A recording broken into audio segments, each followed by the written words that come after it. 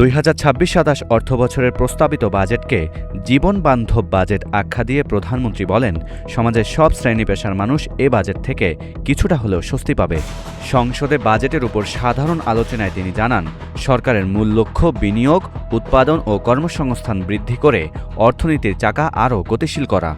প্রধানমন্ত্রী বলেন, দেশের অর্থনীতিকে নতুন ভিত্তির উপর দাঁড় করাতে বিনিয়োগ নির্ভর অর্থনীতি গড়ে তোলার উদ্যোগ নেওয়া হয়েছে। একই সঙ্গে অতীতের অপ্রয়োজনীয় প্রকল্প ও ঋণের বোঝা থেকে বেরিয়ে এসে অর্থনীতিতে শৃঙ্খলা ফিরিয়ে আনার উপরও জোর দেন তিনি আরও বলেন, এবারের বাজেটের অন্যতম অগ্রাধিকার হল দরিদ্র, নিম্ন আয়ের ও ঝুঁকিতে থাকা মানুষের সামাজিক সুরক্ষা জোরদার করা এবং অর্থনীতিকে আরও ন্যায়ভিত্তিক, মানবিক ও অন্তর্ভুক্তিমূলক করে তোলা।